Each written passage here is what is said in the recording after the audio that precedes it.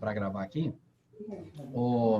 Então, galera, vamos lá. Hoje a gente vai falar sobre o fluxo de diligência documental que a gente aqui na agência faz desde o momento anterior à captação do imóvel, à prospecção do cliente, até o pós-venda. Não faz isso, Luna.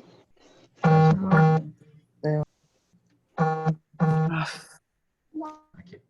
Botei Dani, coloca de co-host aí, que eu vou dando um mute na galera.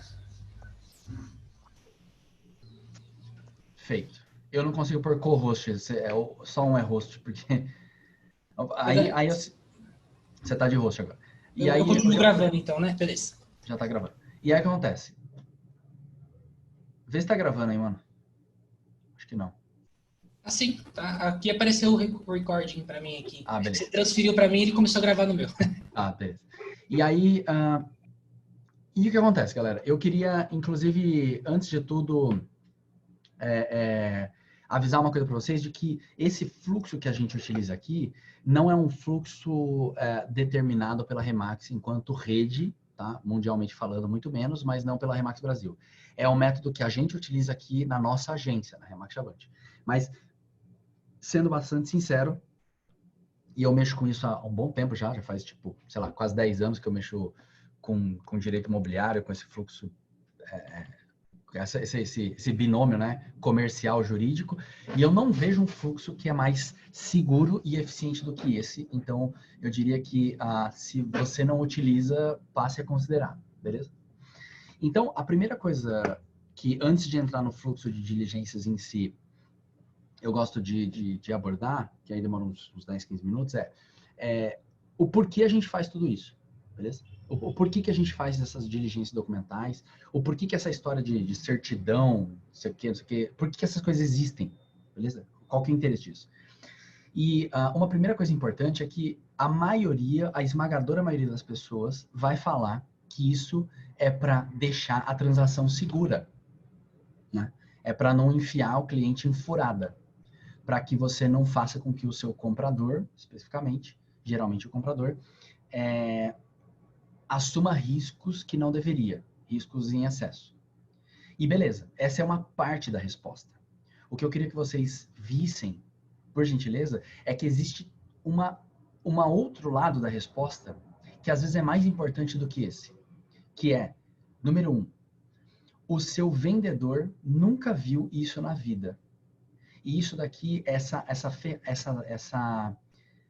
tratativa com esmero, com cuidado das diligências documentais do imóvel, vão mostrar um nível de prestação de serviço para ele que ele está muito desacostumado a ver. E isso fideliza o cara, se é que ainda não está fidelizado, mas não só ele, como vai te gerar recomendação e indicação para o resto da sua vida, porque o cara nunca viu aquilo na vida. Então enxerguem tratar a documentação do imóvel e todo esse fluxo de diligência do começo ao fim com cuidado, não só do ponto de vista de segurança jurídica, mas do ponto de vista de hashtag faz seu nome, entendeu? Do ponto de vista de poder comercial que isso traz para você. Isso número 1. E número 2, eu não estou falando da segurança do negócio, tá? Eu tô falando desses aspectos menos jurídicos e mais comerciais e tal. E número 2, isso é uma forma de respeitar o seu próprio tempo. Diligenciar a documentação do imóvel corretamente e o que analisar no momento adequado é uma forma de se respeitar. Porque quando você não faz isso, anota o que eu vou falar, você vai queimar tempo e, consequentemente, queimar o seu dinheiro. Porque você vai nadar e morrer na praia. Que é o que o mercado aberto faz direto. E o mercado aberto que a gente fala é o mercado que não trabalha com exclusividade. Porque quando você trabalha sem exclusividade, fica geralmente inviável fazer uma diligência documental nos imóveis para todas as captações que você tem. Porque é um outro tipo de negócio, é um processo de captação em massa, entendeu? Quanto mais captar, melhor. E no nosso caso, como a gente trabalha com um número muito reduzido de imóveis, a gente com isso tem a oportunidade de tratar cada um deles de uma forma diferenciada. Então aproveitem o fato de que vocês lidam com uma quantidade de listing, né, de produtos no seu estoque muito menor, para tratar eles de forma personalíssima, de forma personalizada. Ou seja, não atuem com os poucos imóveis que você tem como se fosse o mercado aberto, porque você está jogando alguma das oportunidades de tratar com exclusividade no lixo. E aí você está assumindo os mesmos riscos que o mercado aberto está assumindo.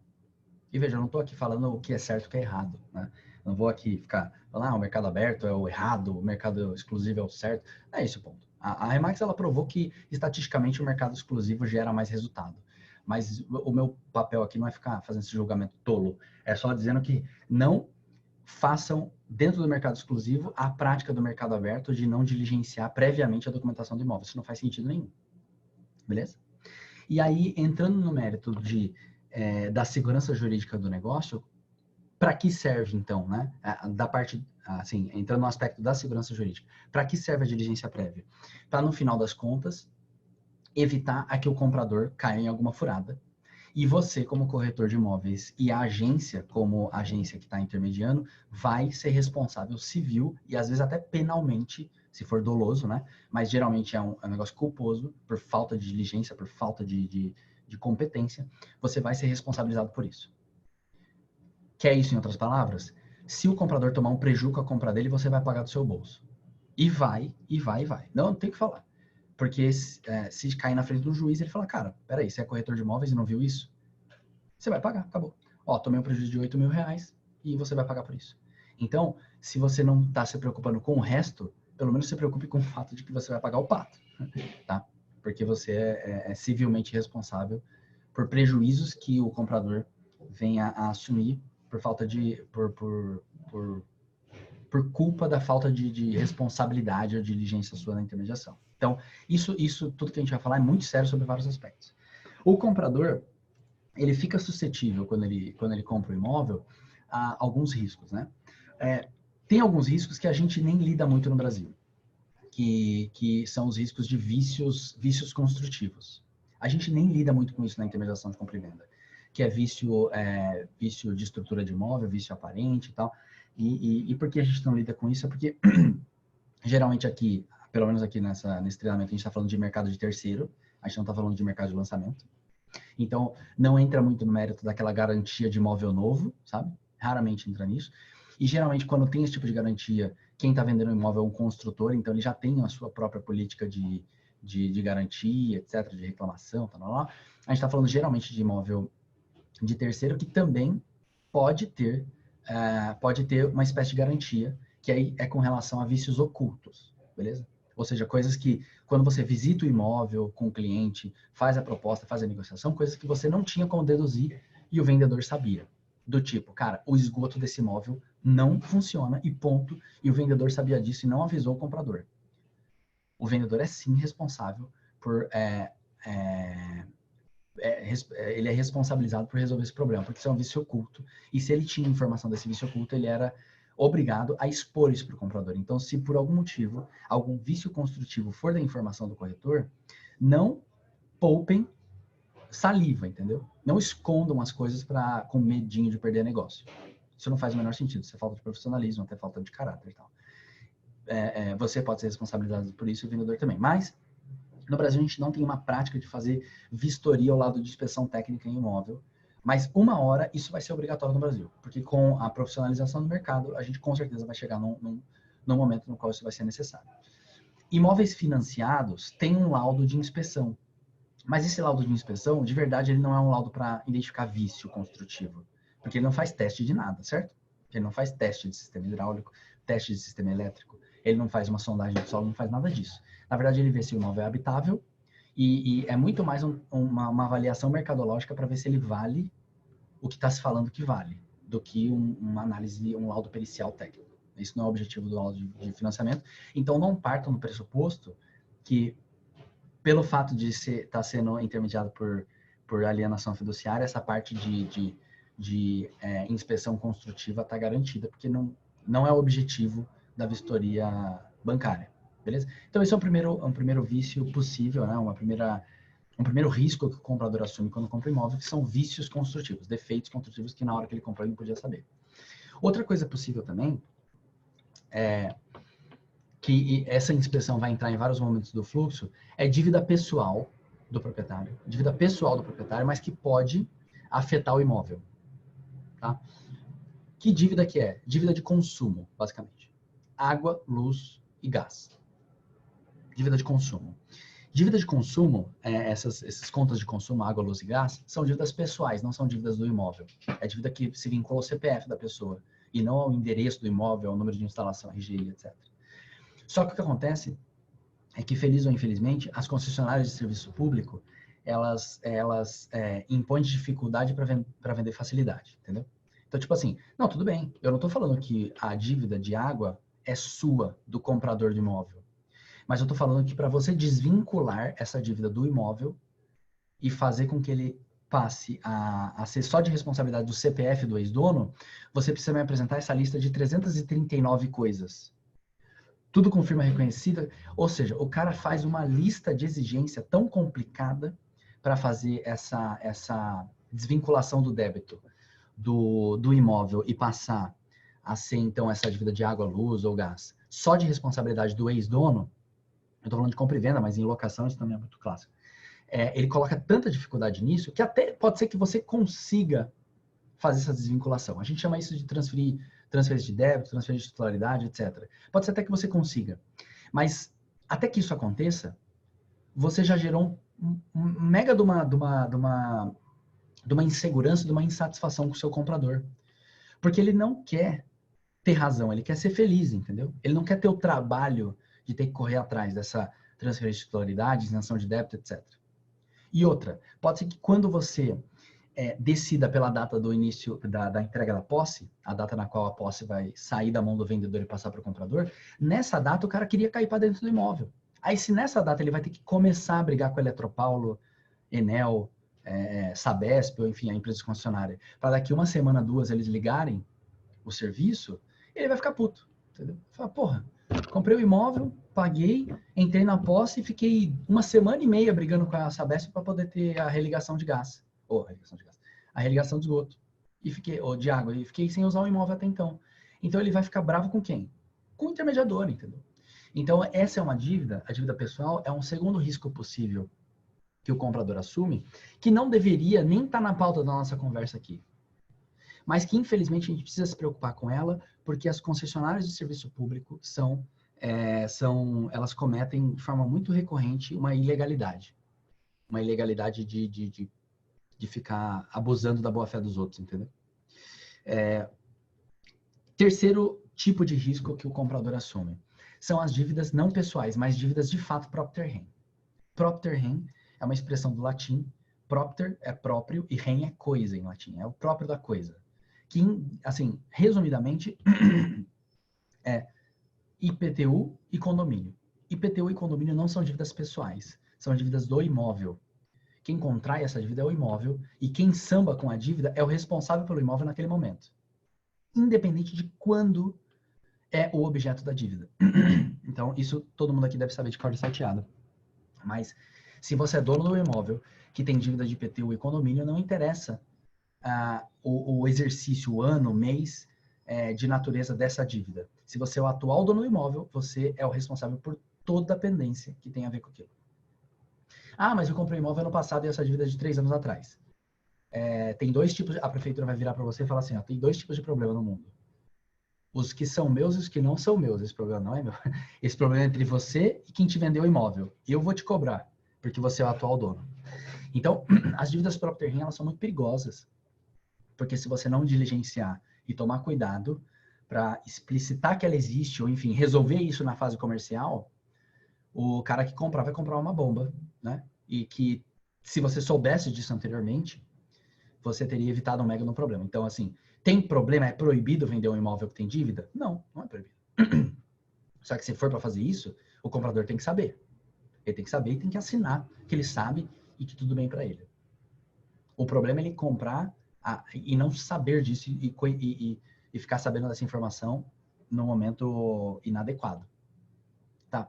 Inclusive, deixa eu já aproveitar, deixa aqui para desmistificar uma coisa que muita gente acredita, que não dá para vender imóvel com dívida de IPTU. Isso não é verdade, isso não existe, tá?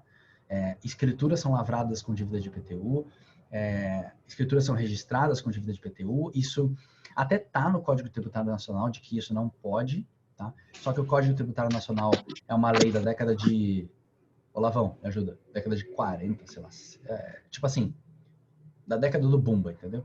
E o que acontece é que já teve muita discussão judicial depois disso, e muito mais recentemente, mas já faz tempo, já faz mais de 10 anos ou 20 anos, o Supremo Tribunal Federal já decidiu que é proibido proibir, entendeu? E que não se pode proibir a lavratura de escritura pública ou o registro delas por conta do imóvel ter dívida de IPTU, beleza? Então, isso não existe. Isso é um mito. Isso não existe. Nenhum cartório proíbe isso. Se algum cartório proibir, é porque o cara é louco. Aí você fala pro escrevente ou pro cartório, fala, você é louco. Mostra lá o precedente do STF e eles mandam bala. Beleza? Então, assim, por que é importante saber isso? Primeiro, porque para vocês não caírem num papo leviano, porque às vezes os clientes falam sobre esse assunto e você dá bola para esse assunto, e o nosso objetivo aqui é ser técnico, ser profissional. Fala, não, isso não é verdade, dá para fazer. Isso é número 1. E número 2, saber que isso é um mega de um risco, porque se você não prestar atenção nisso, tudo vai fluir normal, entendeu? Tipo, ninguém vai impedir que essa venda seja feita e você vai descobrir isso no segundo momento. Tem gente, inclusive, que acha que bancos garantem as coisas.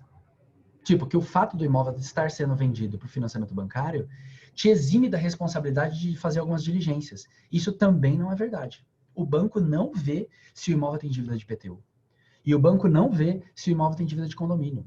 Ponto. Ele não vê. O único banco que vê isso é o Santander. E olha lá, depende da agência. Tem agência que nem isso vê. Mas se você financiar com o Itaú e com a Caixa, que são os principais, né? As principais carteiras de financiamento bancário, eles não veem isso. Ponto final. Eles não estão nem aí para isso. É um problema entre o comprador e o vendedor.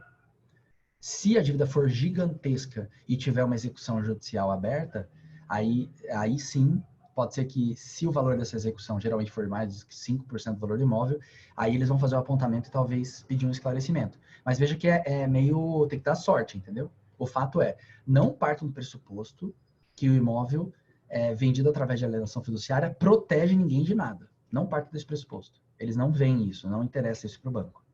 Tudo bem? Então, a gente falou desses 3 riscos que o comprador assume. As dívidas de vícios construtivos, o risco de vício construtivo, comprar um negócio que quando você tira o tapete tem um monte de lama, né? O segundo, são dívidas pessoais, que infelizmente acabam prejudicando quem compra, apesar de ser dívida pessoal do vendedor, que é geralmente dívida de consumo. Terceiro, dívida própria ter rem, condomínio IPTU em essência. Tá? E agora vem a quarta, que é talvez a mais complicada, que é onde entra todo esse mérito de certidão, etc. Que é a evicção de direito.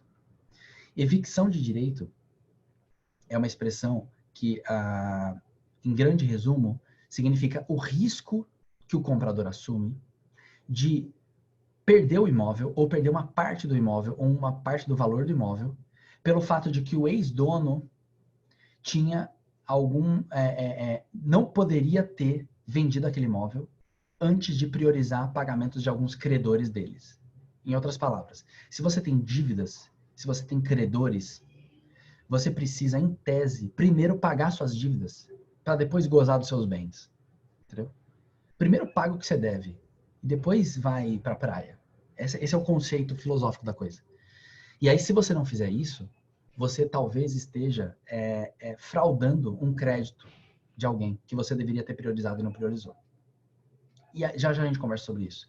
Mas isso, às vezes, gera um problema de ouvir galinha, entendeu? Porque, tipo, eu sei que eu tenho dívida. E é justamente por isso que eu tô vendendo imóvel. E aí, se eu não puder vender o imóvel para pagar minhas dívidas por causa das dívidas, eu fico o quê? Amarrado pro resto da vida. É tipo, eu me mato, o que eu faço? Então, não é tão simples assim. E geralmente, quem tem dívidas, tá vendendo imóvel para pagar as dívidas. Aí, se o cara não puder vender o imóvel porque ele tem dívidas, né?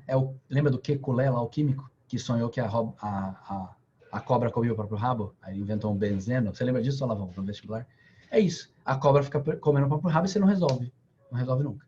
Então, por isso que tem que ter alguém colocando um pouco de inteligência, né? Inteligência comercial e jurídica na história, falando, cara, não tem risco aqui, a gente está fazendo essa transação, isso aqui tá controlado. Tá? E aí o que a gente vai falar um pouco hoje é sobre, tá controlado realmente ou gera um risco realmente aqui? A gente precisa tomar um cuidado, tá? Beleza, é isso? Então eu resumi quais são os riscos que os compradores assumem quando eles compram imóvel. E o nosso objetivo vai ser mitigar esse risco. E ao mesmo tempo que a gente mitiga esse risco, a gente ganha muita confiança do vendedor. E número 2, não perde tempo. Fechou? Tudo bem? Tudo bem, Karina? A Karina tá assustada. Solange tá assustada. O Felipe tá olhando assim, meio pra cima, assim, tipo, esse cara tá falando, Jesus amado. Olavo no Danilo. Oi, senhor Veríssimo. Posso falar? Claro. Quando você fala de poder vender, quando a pessoa tem dívida, nesse caso, ele vai precisar de uma autorização do juiz, porque assim, tem dívidas que têm mais prioridade que outras, né? Você vai abordar esse assunto depois? Assim? Vou abordar, mas já te adianto que não, o juiz não tem nada a ver com isso, não. Um juiz não tem nunca nada a ver com isso. Assim, nunca precisa de autorização de juiz para nada. O Poder Judiciário só vai se envolver no caso se o imóvel estiver indisponível. É o único jeito de proibir um imóvel de ser vendido. Quando na matrícula do imóvel tiver um registro de indisponibilidade de bens. Ou é averbação. Nossa, Almério, não sei, hein? Que é registro.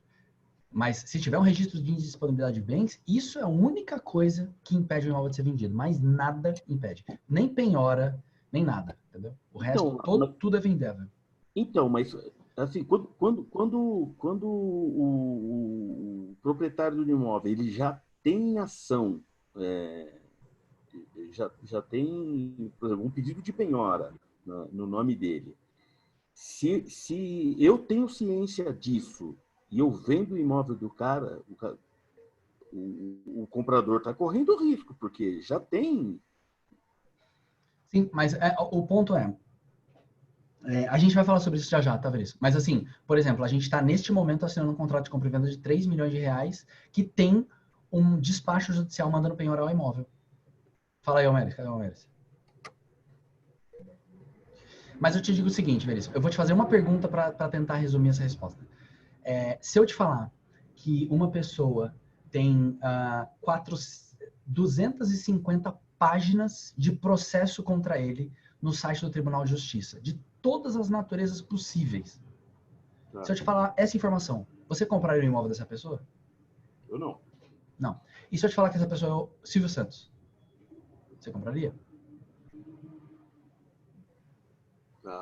Velho. Assim, pelo conhecimento que eu tenho da cadeira da faculdade, eu não compraria. Talvez, mas o vivenciar o negócio, eu compraria. O que eu quero dizer com isso é assim, não importa quanta dívida a pessoa tem. O que importa é a comparação do patrimônio dela com a dívida dela. Porque, por exemplo, o Olavo tem 2 milhões de dívida. Mas o cara tem 150 milhões de reais de patrimônio. Não tem problema as 2 milhões de dívida. Agora o Danilo tem 2 milhões de dívida, mas tem 100 mil reais de patrimônio. Fodeu. Eu tô falido, só não me avisaram, entendeu? Eu tô quebrado. Mas só não me avisaram ainda, mas já tô quebrado. Então o que importa, não pode se assustar com dívida. Dívida não assusta. A questão é, a dívida tem lastro ou não? Porque ter dívida por si só não significa absolutamente nada. Porque se fosse assim, você acha que você compraria um imóvel da Tenda ou da Ezetec ou da Vitacom? Compraria. E você acha que a Vitacom não tem dívida? Muito mais do que o Danilo. Porra! Mas não protestada, dezenas de milhões. Com certeza tem.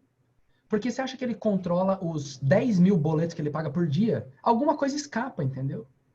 Então, a leitura que você tem que fazer não é tão preto no branco assim. É uma leitura um pouco mais inteligente sobre os riscos que estão envolvidos. Por isso que nem sempre é tão simples. Mas vamos lá. E aí, a gente, então, tem um sistema de diligência documental. É um sistema. Não é uma coisa que é feita em um momento do processo da transação e não é uma coisa que é em todos os momentos do fluxo, desde a captação até o pós-venda, você analisa tudo. Não. A gente criou um sistema para que você analise as coisas inteligentes de se analisar em cada momento. Beleza? E esse sistema, esse fluxo de diligência documental, ele é feito em 4 momentos diferentes. 4 momentos diferentes. E a gente chama isso de as DDs. D de Danilo e D de Danilo. Ok, egocentrismo. Mas é diligência documental. Na verdade, em inglês é due diligence, que é diligência prévia, mas em inglês, em português, a gente acaba traduzindo como diligência documental, porque aí fica DD, fica a mesma sigla. Então, a gente faz essas DDs em 4 diferentes momentos. A DD1, a DD2, a DD3 e a DD4. Olha que genial. São 4 diferentes momentos nos quais a gente analisa alguma coisa com relação ao imóvel. Em cada um desses momentos, e quando eu falo momentos, são etapas realmente. Cada um desses momentos a gente analisa uma coisa um pouco diferente, às vezes com uma certa redundância. E em cada um dos momentos, a pessoa que faz a análise, concretamente falando, ou que toma ação, é diferente. Às vezes é o agente, às vezes é a agência. Tudo bem? Só que quem, em última instância, é responsável por garantir que todas as DDs saiam e estejam feitas? A agência ou a agente? O que vocês acham? Os dois. Os dois. Só que o ponto é, o que eu quero dizer, os dois vão pagar o pato. Mas quem vai passar vergonha mesmo é o corretor. É você que está lá no campo de batalha. É você que está olhando para os seus clientes. Quem vai perder tempo, quem vai torrar o seu próprio dinheiro, nadando e morrendo na praia, é o agente imobiliário. Então, assim, o responsável, quem deveria mais se preocupar em garantir que as diligências documentais tivessem feitas com esmero do começo ao fim e no momento adequado, é o agente imobiliário. Porque é você que, se fizer isso bem feito, vai receber uma indicação para ter outro proprietário. Não é a agência. Entendeu? E é você que vai ficar nadando e morrendo na praia se você não fizer o negócio no momento adequado. Não é a agência. Então, respeite o seu tempo e faça isso direito por você. E não é porque a agência está mandando, ou isso é um processo nosso. Isso é um processo para garantir a sua eficiência e a sua própria segurança. Não é, nossa, a agência manda eu fazer isso. Não. Para de enxergar isso como uma obrigação e passa a enxergar como uma oportunidade para você mesmo. E aí, esses 4 momentos nos quais a gente faz essa diligência prévia, a primeira é, eu vou perguntar, eu vou pedir que até o pessoal de fora da nossa agência aqui responda. Quem aqui não apresenta a CM sem ter antes visto a matrícula do imóvel? Não apresento, eu me nego. Eu não apresento a CM. Levanta a mão. Pula, dá um grito. Quem aqui não sabe o que é a CM? Quem talvez eventualmente aí seja de fora da agência, fora da Remax, a CM é a análise comparativa de mercado, tá? É a análise de mercado, é o estudo sobre quanto deveria ser o valor do imóvel para se colocar, enfim, para se promovê-lo. Então, a gente não faz a prospecção do imóvel sem fazer um estudo de mercado ali antes. Então, a gente apresenta um material para os nossos proprietários para mostrar para ele qual é o valor adequado de promoção do imóvel. Então, eu pergunto para vocês. Eu vou responder, Danilo, aqui, ó. Eu sou da Excel aqui em Curitiba, né?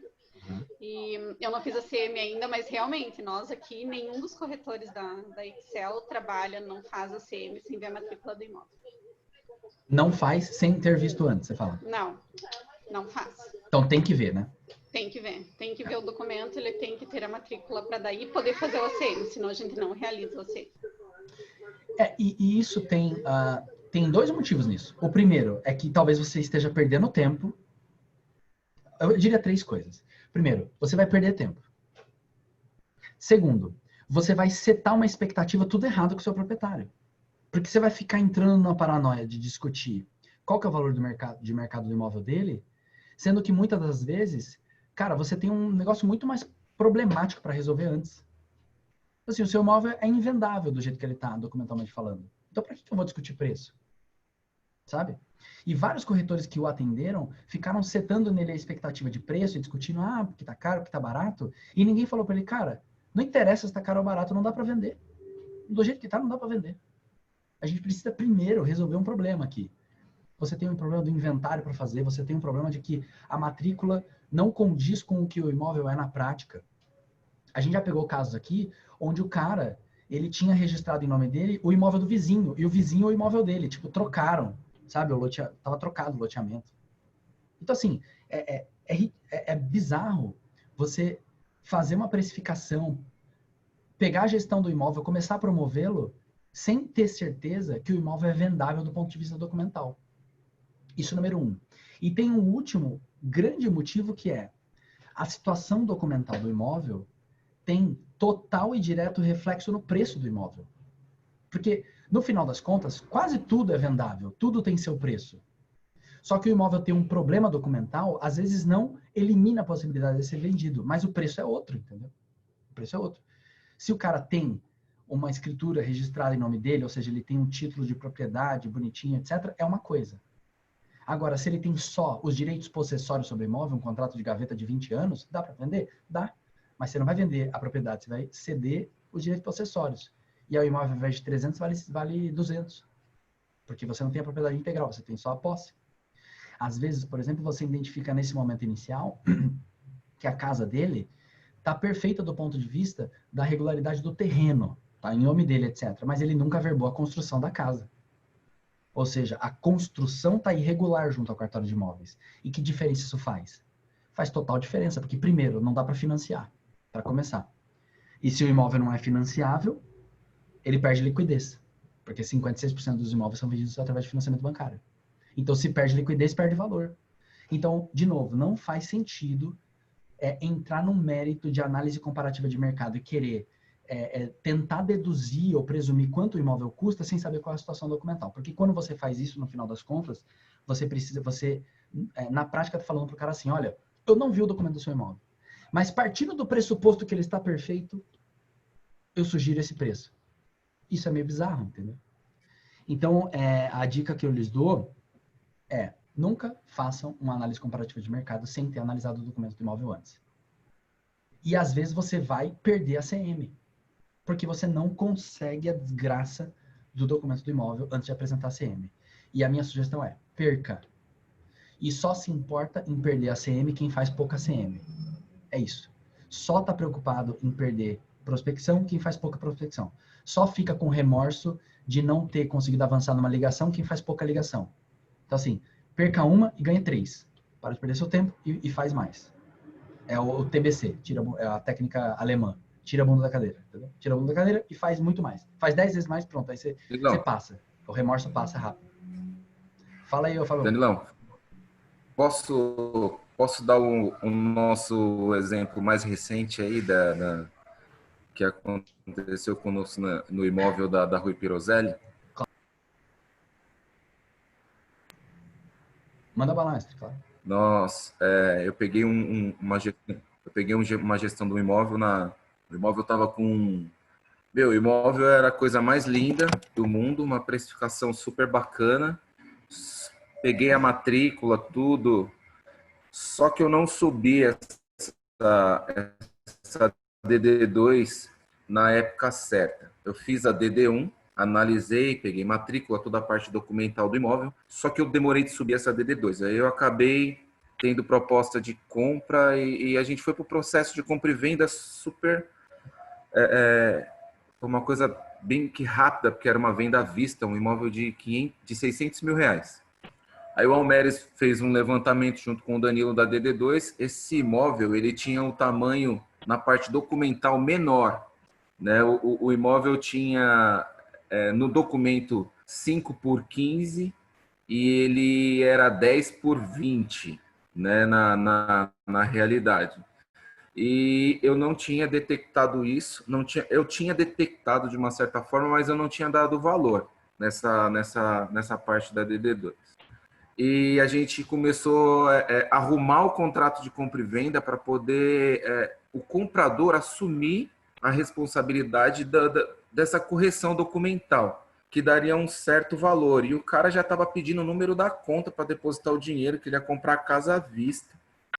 O proprietário deu um desconto, mas como eu tive essa falha na DD2, eu errei na leitura do contrato, e eu assumo essa responsabilidade porque eu demorei de subir. Se eu tivesse subido a DD2 no tempo certo também, o Danilo e o Almeres fazendo o relatório, a conclusão da DD2, eles iam apontar aquilo, e eu perdi uma venda. A venda estava feita e foi feito, né? A gente acabou perdendo essa venda porque o comprador, o vendedor, ele falou que ele não queria arcar mais com essa despesa documental, com essa despesa, dessa correção da área de terreno. E aí o comprador acabou também não querendo fazer isso. Esse processo ia gerar mais ou menos uns 20 mil reais de documento, mais ou menos, e no máximo, o Danilo ainda fez uma reduzida para fazer pela Remax, que não ia gerar nem 10 mil reais de documento, e acabamos, acabamos como Remax Chavante, perdendo a venda desse imóvel. Então, eu dou um conselho para vocês, porque tem hora que a DD1, DD2, aí parece que é um pouco é trabalhoso quando você pega, verificar, pegar a matrícula do cliente, ler de ponto a ponto. Às vezes a gente não entende uma frase, não entende alguma coisa. Cara, vai lá e envia para os meninos, para eles analisarem antes da gente fazer a ACM. Porque depois que você põe o preço no imóvel ali na ACM, você falar para o cliente que o imóvel dele vale 100 mil a menos porque está com problema no documento, o cara fica louco com você. Eu perdi uma venda, uma boa venda, dava quase 15 mil reais de comissão para mim, mas ganhei experiência, né? E estou revisando as minhas matrículas, revisando todos os meus imóveis, para ver se tem algum problema nesse sentido, para tentar corrigir antes da venda, ou até mesmo cancelar um contrato de gestão com um imóvel que não tem como vender, né? Então, é um conselho que eu deixo para vocês foi uma prática que aconteceu comigo aqui, que é muito triste você perder uma venda, né? No ponto que a gente chegou. E assim, tem uma questão aí que eu não acho que o problema desse caso, Fabão, foi você ter demorado para submeter o dossiê de documentação para fazermos a DD2.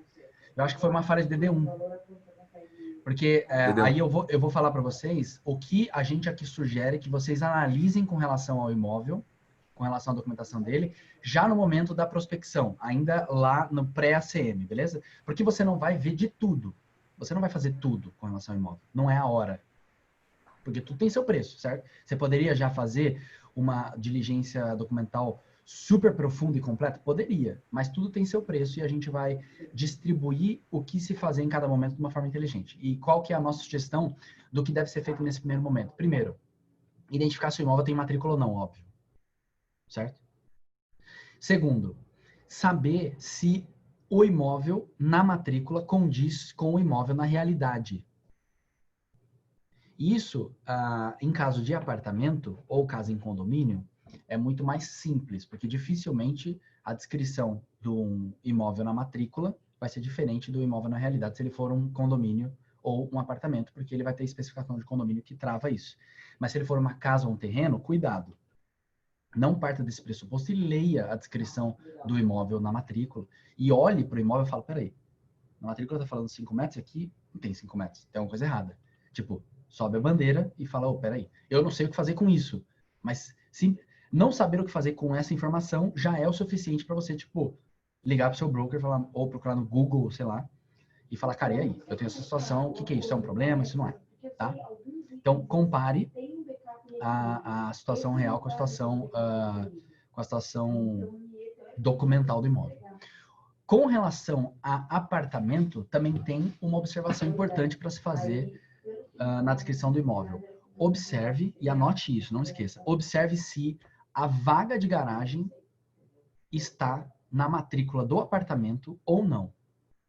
Se não tiver, tente entender se a vaga de garagem tem uma matrícula própria, da própria vaga, e se não, se isso tá, tipo, na área comum do condomínio, e aí é um problema só da convenção de condomínio, entenderam? Tente entender isso. Porque, assim, ó, e eu tô falando tudo isso com um histórico de, tipo, 10 anos fazendo isso, eu já vi todo tipo de problema. E esse daí é clássico. O cara vai, e aí lá em cima, na boca do gol lá, ele fala, meu, e as vagas de garagem? Aí quando vai ver, as vagas de garagem tem uma matrícula própria, e aí quando se percebe, a matrícula da vaga de garagem não está no nome do dono do apartamento, porque esse daí ele nunca ligou para isso e tal. Então, essa é uma segunda questão importante de se ver. Terceira questão, a legitimidade dos proprietários para assinarem.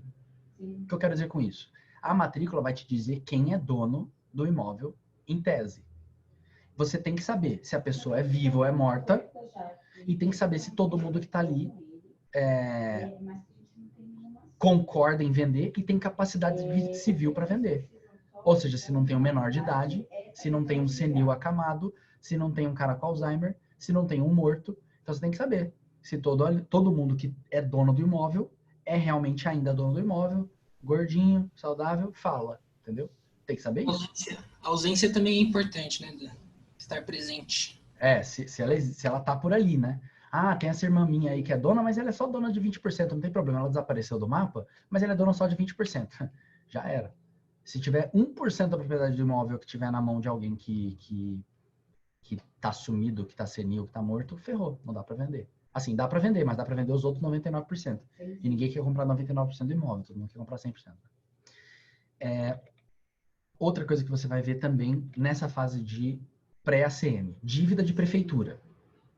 Dívida de prefeitura a gente recomenda que você veja desde já. E por quê? Porque é fácil de ver, porque é público. Eu não sei se tem alguma prefeitura no Brasil que tipo, não deixa isso na internet, assim, mas provavelmente as cidades um pouquinho mais estruturadas vão ter na internet. Você põe lá o número do contribuinte e vê. É público, é fácil de ver e já pode te antecipar com relação a outros problemas. Tá? E por fim, outra coisa que a gente vê nessa pré-ACM também, quando a gente vê a legitimidade dos proprietários em assinar, a gente vai sem dúvida ver se no imóvel existe algum ônus, alguma restrição, tipo uma alienação fiduciária, uma penhora, uma averbação de que tem um processo tramitando contra a pessoa, algum alerta de que tem um problema ali. E eu não vou entrar aqui no mérito de uma aula de direito notarial registral, direito civil, imobiliário, para te falar, nesse caso faça isso, nesse caso é seguro, nesse caso é inseguro, etc, etc. O que eu tô te falando é, olhe e leia. A única coisa que você precisa saber é português, entendeu? Porque se tiver escrito a palavra penhora, você não precisa saber o que fazer com a penhora nesse momento. Você precisa saber que, cara, penhora não é bom. Entende? Tipo assim, não é legal isso aqui. E aí? Para alguém você vai perguntar o que vai fazer com isso. Então é só ler o português mesmo. Tá? Outra coisa também, desculpa, eu falei que era a última, mas tem mais uma coisa que a gente quer que vocês identifiquem nesse começo. Mais algumas. Se tem averbação da construção. Isso também é muito importante. Ou seja, se o imóvel é uma casa, é um sobrado, sei lá o quê, e a matrícula dele for só um terreno, não tiver em nenhum momento da matrícula uma averbação de que tem uma casa, uma seção construída. Isso é um alerta amarelíssimo também. Tudo isso é identificável em 5 minutos. 5 minutos, beleza?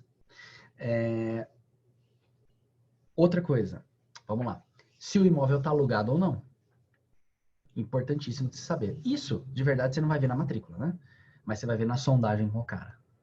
Mas também é uma diligência, é tipo uma pergunta que você faz. Tipo, você foi no imóvel com a pessoa e ela te mostrou o imóvel e tem alguém morando que parece não ser ela.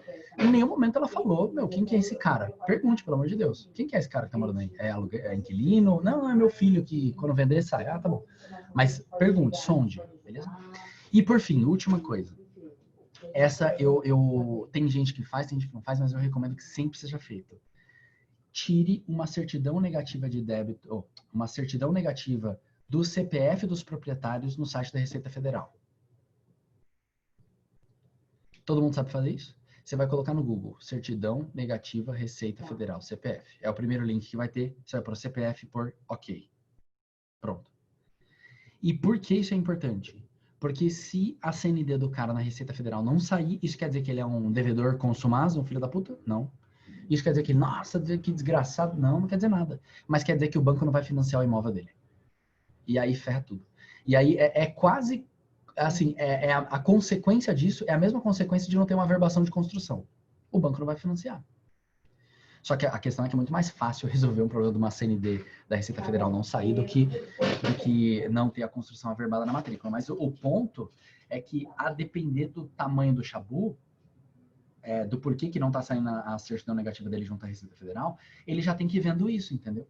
Para não deixar lá para os 48 do segundo tempo. Ah, a venda saiu. Ah, tem que ver aquela coisa da Receita. Puta. enrolou. Aí tá na pandemia, a Receita Federal não atende. Aí desgraça toda.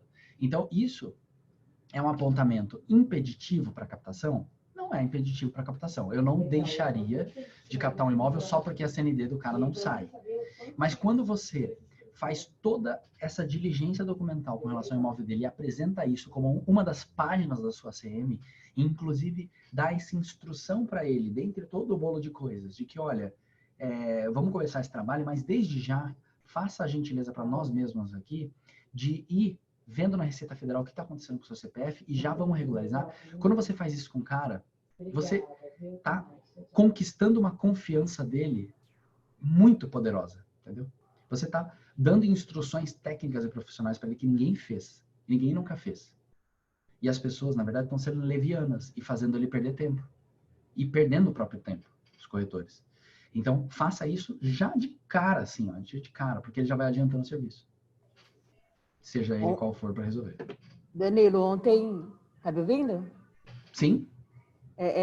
Ontem a minha CM deu isso. Eu apresentei para ele, ele falou que não sabe, que vai ver com o contador. Né, que tem a pessoa que cuida disso e queria ver o que estava acontecendo. Eu expliquei dessa mesma forma. Pois é. Já para adiantar, para não dar problema na hora da venda. E sabe qual é o ponto, Fer? Tem pessoas que enxergam isso como, tipo, é muita coisa para ver. E, cara, de verdade, isso é prática. Toda essa diligência aqui que eu tô vendo nessa página, eu faria em 2 minutos. Uma pessoa com experiência média faria em 5 minutos. Uma pessoa sem experiência faria em 10, 15. Só que quanto mais você faz, mais rápido você fica. E o que você está fazendo aqui é investindo tempo para economizar tempo lá na frente, não é perdendo tempo. 10 minutos que você investe aqui, você economiza meses depois, entendeu? Meses. E você evita a que vendas caiam de besteira. Porque tem muito problema que faz vendas caírem, que seriam problemas que não dariam para resolver. Por exemplo, esse problema aí do Fabão. O problema da matrícula do imóvel só abranger 50% do terreno do que o imóvel é na vida real. Daria para resolver esse problema em fase de ACM? Não daria para resolver esse problema. É um problema que talvez seja complexo de resolver. É proibido captar esse imóvel? Não é proibido captar esse imóvel. Mas você pelo menos sabe onde está pisando, talvez isso tenha um reflexo no preço, aí é ideal conversar com alguém com um pouco mais de experiência, principalmente o broker e tal, para entender o quanto que isso é realmente um problema impeditivo de promover o imóvel. Mas o ponto é, um potencial comprador, quando chegar para você, você vai deixar claro para ele a situação desde o começo. E quando a pessoa, ele sabe com transparência desde o começo, é de duas uma. Ou ele já pula para fora, ou ele fala, beleza, obrigado por me avisar, vamos prosseguir. Que é provavelmente, e aí o Fabão pode me corrigir, é provavelmente do que ia acontecer com esse comprador. Se ele soubesse desde o começo, se a gente tivesse transparente com ele com relação ao problema. E a gente não apresentasse isso como um problema. Apresentasse o problema e a solução já de cara, entendeu? Isso aumenta a chance do cara não pipocar. Agora, quando tá tudo bem, e o cara descobre do problema na hora do minuto do contrato, ele fica com aquela sensação de que, porra, agora que você vem com essa novidade, como se fosse uma coisa simples, tipo, eu vou comprar um imóvel que é só 50% do que ele é no documento. Então, veja, é uma maneira, inclusive, de não perder negócio, porque você sabe de antemão o que você precisa deixar transparente para o seu potencial comprador. Essas duas situações, no caso, o problema seria só quanto a financiamento ou mesmo se ainda compra à vista no Qual situação? Da certidão negativa não sair e da matrícula, no caso do Fábio? Da certidão negativa da Receita Federal não sair é um problema só para financiamento bancário. Isso não impede compra e venda à vista. Então, é só para financiamento bancário. Agora, para o caso do Fabão aí, na verdade é um problema que não é que é um problema para compra e venda à vista, dá para vender, só que só dá para escriturar metade do imóvel. A outra metade ele vai vender o quê? Ele vai vender o direito possessório que ele tem, entendeu? Então, na verdade, não é que impede a venda, é que você não está vendendo a propriedade sobre o imóvel, você está vendendo do imóvel que está sendo vendido, 50% dele você está vendendo a propriedade integral, que inclui o direito de dispor, a posse, o fruto, tudo, e a metade dele você está vendendo tipo a construção, né, a edificação, e o direito possessório, mas você não está vendendo o título de propriedade porque você não tem. Então, na verdade... No caso desse dele, o que acontece? Por que acontece isso? Não ter na matrícula todo, o terreno todo. Seria para ter 2 matrículas? Então, cada caso é uma novela, Fer. Cada caso é uma novela. Mas assim, aí tem que voltar lá na história do loteamento e entender. Alguém fez cagada aí no meio do processo, entendeu? Alguém fez uma cagada e esse cara provavelmente comprou o imóvel, ou sabendo disso e agora tá convenientemente esquecendo de que ele sabia disso na época, ou quem vendeu o imóvel para ele na época omitiu essa informação e ele comprou e até hoje estava achando que estava tudo bem. Ou então quem vendeu para ele também não tinha percebido, sabe? E aí vamos supor, se você voltar lá no loteamento há 30 anos atrás, ou 50 anos atrás, quando o bairro foi loteado, eram lotes de 5. E aí a pessoa que originalmente comprou 2 lotes, de 5 e 5, formando um lote de 10 e construiu. E aí quando ele foi vender o imóvel, ele esqueceu que o imóvel dele eram 2 matrículas, entendeu? Aí ele vendeu, foi no cartório e passou a matrícula de um só. E aí continuou assim pro resto da vida, por 30 anos. Vendendo e revendendo uma matrícula só. Aí a outra matrícula que formava o lote inteiro ficou no nome de o ex-dono lá, porque alguém esqueceu no meio do processo aí que o imóvel dele era formado por 2 matrículas. Enfim, e aí é difícil de levantar? Fer, não entra no mérito agora. Porque, não, é de verdade. Tipo, nem vou entrar nesse mérito agora porque depende. Tipo, a resposta é depende. Pode ser que você precise fazer música campeão, por exemplo. Não sei. Primeiro tem que saber se essa outra matrícula existe. Cada caso é uma novela. Sabe, tá. Cada caso é uma novela. Entendeu. Tá. Então, beleza, galera. Alguém, principalmente de quem não é da nossa agência aí, tem uma política de fazer esse nível de análise documental já na fase de pré-ACM? Ou vocês vão para mais profundo do que isso até? Vocês me dizem aí. Deixa eu ver aqui quem é de fora. Dimas, Débora. Fala, Débora. Débora tá aí. Vocês veem mais ou menos isso aí também? Sim, eu tenho o hábito de fazer levantamento de tudo isso. Sempre tive o hábito de verificar. A matrícula, normalmente a gente não tinha esse hábito de verificar na hora, né? É um processo novo para a gente, mas a questão de documental de IPTU, ver se com dívida de condomínio, sim, era um hábito que eu sempre tive de fazer. Mesmo porque eu trabalhei com administração de condomínio. A gente não vê dívida de condomínio nesse momento, tá? A gente, claro, vai ver isso antes de fazer compra e venda, mas a gente não vê na fase pré-precificação. Por alguns motivos que já eu falo. Inclusive, uma última observação importante. Qual matrícula que você vai analisar aqui? Nesse momento pré-ACM, a gente não fica puxando a matrícula de imóvel. Beleza? A gente não fica indo lá no site da Arisp puxando visualização, a não ser que você tenha um interesse meio diferenciado nesse caso. Tipo, é um proprietário muito, muito bom, assim, é um cara que está motivado para vender.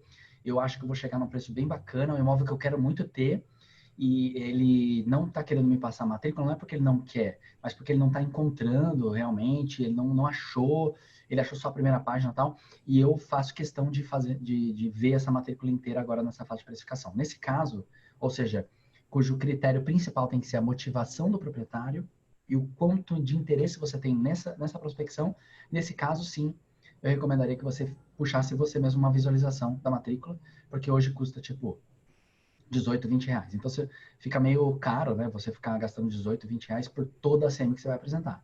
A não ser que você esteja... Se para você é barato, eu diria que você está apresentando pouca ACM. Porque a ideia é você apresentar muita ACM. Então, vai ficar barato. E aí, a ideia é você, nesse primeiro momento, usar da via da matrícula que o proprietário tiver na mão dele. Beleza? Se ele não tiver de nenhum... Sim, eu estou verificando... Estou verificando uma matrícula, estou fazendo um ACM de uma cliente, que na realidade está bem complicado o imóvel assim. Ela se separou, porém ela não averbou a separação dela, voltou com o marido.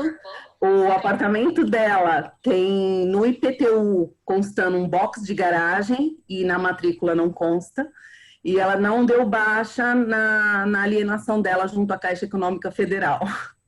E aí eu tive que, estou verificando tudo isso, montando tudo isso, mas assim, é uma série de coisas que a gente vai ter que verificar, principalmente com relação a essa questão do box estar constando no IPTU, e a matrícula não existe, no imóvel não existe vaga de garagem, nada disso. Então, na hora do financiamento, vai ser um problema. Porque implica esse um problema monte de questões. Mas veja, esse problema da certidão de dados cadastrais, né, do cadastro de prefeitura, incluir o box de garagem e a matrícula não é um problema, não é impeditivo nem para compra e venda à vista, nem para financiado. A única coisa que você tem que tomar cuidado é onde está o título de propriedade da garagem. Será que não, talvez isso seja só parte da área comum? Não existe. É um imóvel da Coab, não existe, só que o apartamento tem 56 metros quadrados e o IPTU vem com 68 por conta do box.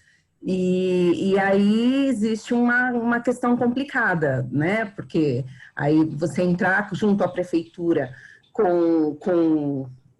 para retirar isso, vai constar que existe o box de garagem. Todo mundo tem o box, todo mundo tem a garagem.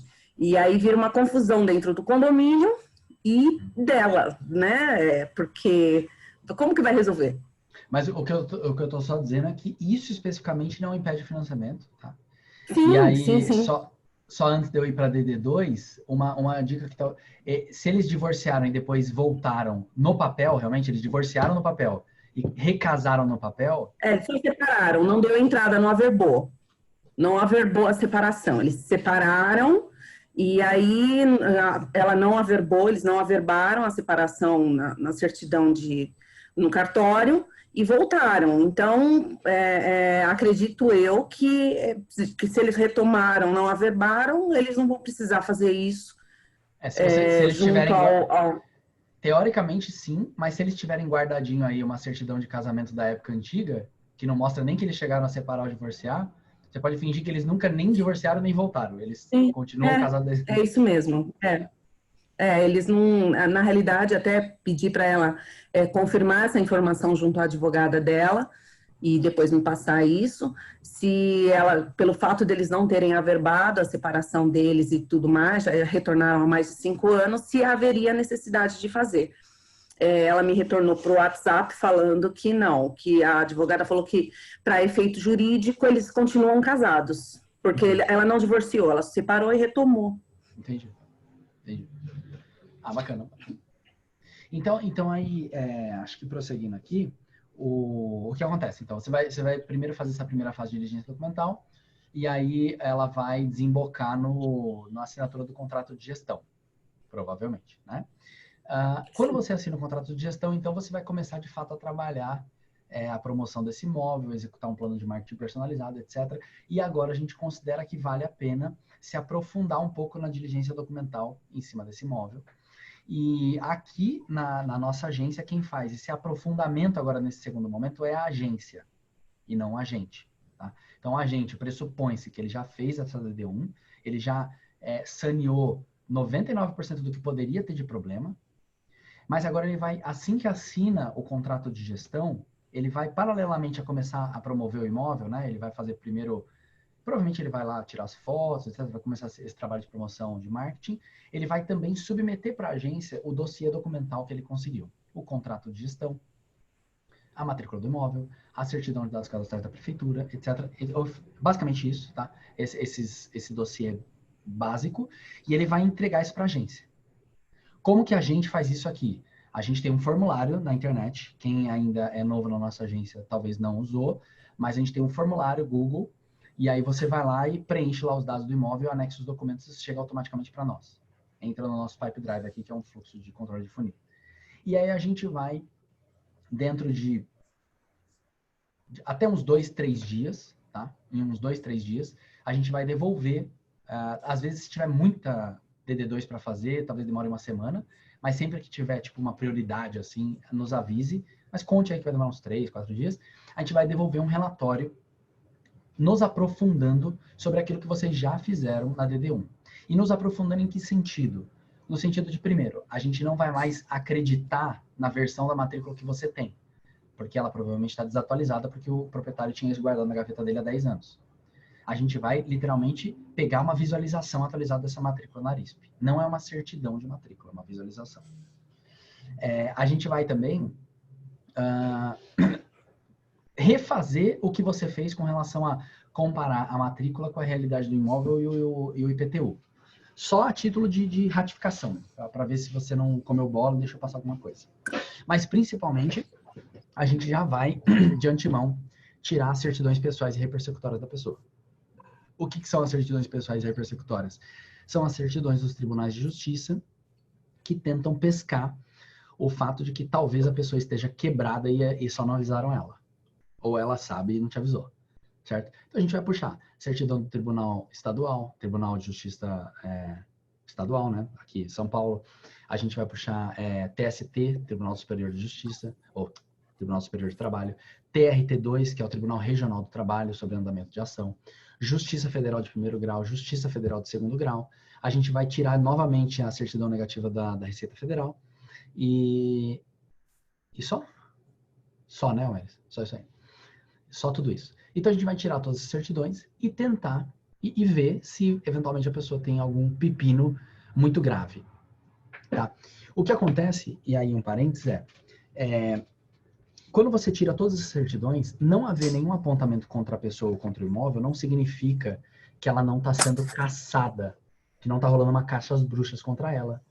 E por quê? Porque o Brasil tem centenas ou talvez milhares de tribunais no Brasil inteiro, em todos os lugares. Certo? Só de tribunal estadual você tem um por estado, de Justiça Federal você tem uma porrada de Justiça Federal, regional, trabalhista você tem um monte, cartório de protesto, então nem se fala, tem milhares no Brasil. Então, isso quer dizer o quê? Que você não consegue nunca, mas nunca na sua vida, ter certeza absoluta se a pessoa não está sendo caçada em algum canto do Brasil. Você não consegue, é impossível. Você nunca vai conseguir tirar todas as certidões.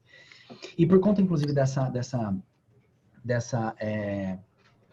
falta de segurança jurídica sobre o fato de que você nunca vai saber se a pessoa está caçada em algum canto, a legislação brasileira ela vem no sentido de tirar essa responsabilidade por fazer uma diligência realmente, né? Fazer uma devassa na vida da pessoa. A legislação vem no sentido de tirar essa responsabilidade do comprador e dizer o seguinte: vamos simplificar a vida das compras e vendas de imóvel? Vamos simplificar a vida de quem compra e vamos falar o seguinte: a única obrigação da pessoa que compra o imóvel é olhar a matrícula. E aí a gente joga essa responsabilidade para os credores e fala o seguinte: você credor de uma dívida, se quiser fazer, dar publicidade a essa dívida e meio que travar a vida da pessoa, né, e dar alguma segurança para sua dívida, você, credor, é responsável por averbar na matrícula dos imóveis dela que você está caçando a bruxa. E não o comprador é responsável por fazer uma devassa na vida da pessoa para tentar descobrir isso. Entende? Não faz o menor sentido isso. O que faz sentido é realmente você pôr essa responsabilidade no colo do credor. Tipo, você é credor da dívida, tome as suas providências para garantir que as matrículas da pessoa, se é que ela tem, lá constem o fato de que ela está devendo. Por quê? Porque isso é o que é lógico. Tudo bem? E essa lei, ela veio nesse sentido em 2015, dizendo, resumindo o fato de que o comprador, ele é entendido como tendo boa fé, desde que ele olha a matrícula, ele não precisa olhar mais nada. E aí, isso, assim, em resumo, significa que você não precisa tirar certidão nenhuma. E você, como comprador, nunca vai ser responsabilizado pelo fato do cara estar devendo, desde que você tenha olhado a matrícula do imóvel. Não interessa se você viu o Tribunal de Justiça, Trabalhista, Justiça Federal, etc, etc. Olha a matrícula do imóvel, não tem nada lá, dane-se. O credor que não fez constar lá, o problema é dele, ele que foi permissivo. Então isso veio em 2015. Mas, o que acontece? Quem aqui confia nos tribunais brasileiros de que eles vão aplicar... Ó, o diligenciador documental chegou aqui. Quem confia em todos os tribunais brasileiros de que eles vão aplicar nu e cruamente a legislação, assim? Quem que confia? Em juiz do trabalho, por exemplo. Que acha que... É que acha, né? Por conta de um histórico, enfim, ele acha que está acima da legislação civil. Porque, aqui é o trabalho, aqui é a justiça do trabalho. Então, não interessa o que está lá na lei, que é um acessório do Código Civil, porque a justiça do trabalho funciona diferente. Tá? Então, o que acontece é que ainda, apesar dessa lei estar vigente, estar funcionando já, ainda existe um pouco de desconfiança dos juristas sobre se os juízes vão respeitar essa desgraça dessa lei ou não. Em tese, a gente não precisava mais preocupar com nada disso aqui. Não nada, né? Mas com essa parte de tirar a certidão pessoal. Mas como a gente ainda não tem certeza absoluta se todos os juízes vão aplicar isso, então o que a gente está esperando? A gente está esperando uma estabilização da jurisprudência. Em outras palavras, a gente está esperando que tribunais superiores do Brasil cheguem brigas lá que envolvem a não tirada de certidão, entendeu? E aí os tribunais falam, não, peraí, essa discussão não faz nem mais sentido porque em 2015 já tinha uma lei que desonerava o comprador de fazer essa diligência aí. Então, é o credor que se exploda. Então, enquanto não vier o Superior Tribunal de Justiça, o Supremo Tribunal Federal, sei lá, para começar a dar umas decisões de alto nível, né? Alto nível e hierarquia judiciária, então. E a gente não consegue ficar muito tranquilo sobre isso. Então, isso é número 1. E número 2, muito mais importante do que isso, sabe o que é? Tirar essas certidões demoram 2 minutos. Literalmente 2, 3 minutos. É tudo online, instantâneo e gratuito. Então, se demora 2 minutos, sabe, para que a gente vai... Sabe, você quer ser feliz ou ter razão? Tirar essas certidões evita que você tenha que explicar um negócio para um comprador que não vai entender tudo isso que eu estou falando aqui, e o advogado dele, que tudo que ele quer é melar o negócio, o objetivo dele é justificar os honorários, entendeu? Aí ele quer achar o pelo no ovo em todos os cantos do ovo que ele achar, porque ele precisa justificar o honorário dele. E aí, advogado é a desgraça. Eu estou falando porque eu sou advogado. Mas assim, então, para que a gente vai arrumar um problema, sendo que a gente podia evitar esse problema? Sendo que demora 2 minutos. Então, o que a gente faz? Levanta as certidões. Pronto, já levanta, já deixa na mão já. E aí já identifica se tem alguma treta ali que vale a pena esclarecer com o vendedor. Tudo bem? É por isso que a gente faz isso na DD2. E a gente gera um relatório em PDF que vira, inclusive, um produto que a gente entrega na mão do proprietário. Se alguns de vocês não estão enviando o relatório de diligência documental versão 2, né? O número 2, para os proprietários, vocês estão perdendo a oportunidade de esfregar na cara dele o quão bom vocês são. Vocês estão perdendo uma oportunidade. Jogando no lixo um negócio que é muito valioso. Não é para vocês. O relatório de diligência documental 2 não é para vocês. É para vocês, mas é principalmente para o seu proprietário e para o seu comprador. Pegue isso, analise e mostre para o cara. Fala, olha, lembra a diligência documental que eu falei que ia fazer no seu imóvel? Tá aqui. Tá tudo perfeito, tudo limpinho. Ou então, só tem esses apontamentos que são simples, a gente já vai resolvendo para o senhor. Eu só preciso que você me ajude, me dê uma procuração para eu ir no cartório, averbar o número do contribuinte que não está atualizado, etc, etc. O cara, ele já te amava. Agora ele vai te amar e vai te respeitar e enfim, sabe? Ele vai, tipo, cada vez mais falar, esses caras são diferentes mesmo. Eles fazem uma coisa que ninguém fazia. Para o comprador também, é muito importante você já ter feito previamente uma diligência documental, porque mas muito comprador vai pedir o tal das certidões. Principalmente os advogados do comprador. Mas eu quero as certidões. Tem que ver as certidões, isso aqui. E aí, o que a gente faz aqui na agência? Quando o cara pede, sabe quanto tempo demora pra gente mandar pro cara? Deixa eu ver aqui. Ô, Fabão, o último caso lá, o da Menegolo. Quanto tempo demora pra gente mandar as certidões pessoais persecutórias pro cara, depois que ele pede? Fabão morreu já, tá? Morreu. Demora aproximadamente 12 segundos. É isso. A gente já tem pronto. A gente tem pronto um relatório, entendeu? E a gente manda pro cara e ele fala, meu Deus, que é isso? Que esses caras... Nossa, eles já fizeram isso? E sacramenta o assunto de uma vez.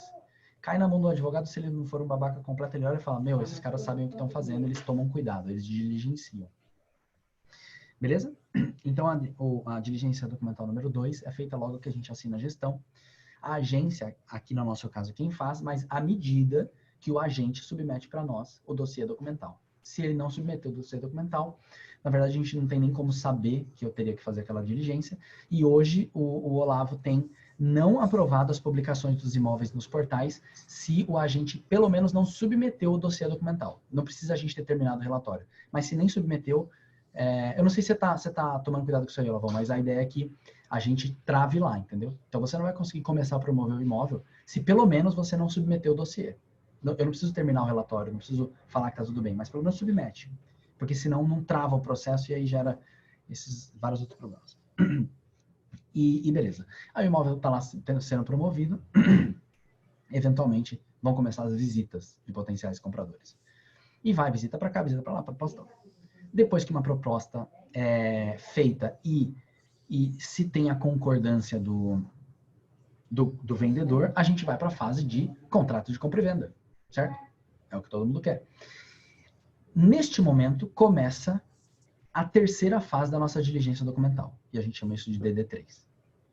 Veja, lá na DD1 você já tinha visto a matrícula, estudado um pouco de legitimidade, visto se o imóvel faticamente condiz com a descrição da matrícula, visto se as pessoas que estão na matrícula estão vivas, blá, blá, blá, blá. Você viu se tinha dívida de IPTU, tá.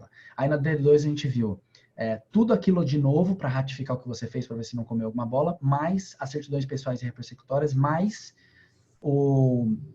a visualização atualizada da matrícula. E agora na DD3 você fala, o que mais tem para ver, né? Pô, não é possível. Tem coisa para ver sim que a gente não viu ainda, que a gente vai jogando um pouco mais para frente, se é que faz sentido. Uma coisa que a gente vê agora é condomínio, por exemplo. Condomínio a gente só vê agora. E por que a gente não vê antes? Porque não é público. E dá trabalho de ver. E se fosse um problema muito grave de condomínio, provavelmente tinha alguma execução já judicial e a gente já teria visto na DD2. Então se tiver alguma dívida de condomínio, a gente vai ver agora. Antes de assinar qualquer instrumento definitivo, claro. Né? Então a gente vai ver agora aqui, em sede de DD3. Outra coisa que a gente faz em sede de DD3 é conferir estado civil. Então, principalmente se você vai fazer o financiamento bancário ou então a escritura de compra e venda, tanto o cartório de notas quanto o banco vão pedir uma certidão de registro civil da pessoa. Pode ser de nascimento ou de casamento. Ninguém tem outra certidão de registro civil. Eu já vi gente falando que tem que ver a certidão de divórcio. Gente, isso não existe, tá? É a certidão de casamento com a averbação de divórcio. Mas ela não tem mais certidão de casamento porque ela divorciou. E agora? O que ela tem? Ela tem a certidão de casamento com a averbação de divórcio. Casamento é tipo um demônio que nunca vai fugir de você. Você vai ter a mesma certidão para sempre. A não ser que você case de novo. Aí você arruma outra certidão de casamento. Mas até você morrer, se você casou alguma vez na vida, a sua certidão de registro civil é a certidão de casamento. E outra coisa que a gente vai fazer nesse momento também, que a gente não fez em nenhum momento anterior, é conta de consumo. Água, luz e gás. A gente só vê nesse momento também. Tá? E por que não vê antes? Porque não é tão fundamental de se ver em sede de D2 ou DD1, mesmo porque se a pessoa não tinha dívida de água no momento que você captou o imóvel e começou a executar a gestão, isso não significa que agora ela não tenha dívida de água, né? Porque, ela pode, sei lá, de 2 meses para cá parar de pagar. Então, não faz muito sentido ficar fazendo as coisas picadas. Às vezes, então, a gente tentou distribuir o que é verificado em cada momento da forma mais inteligente possível.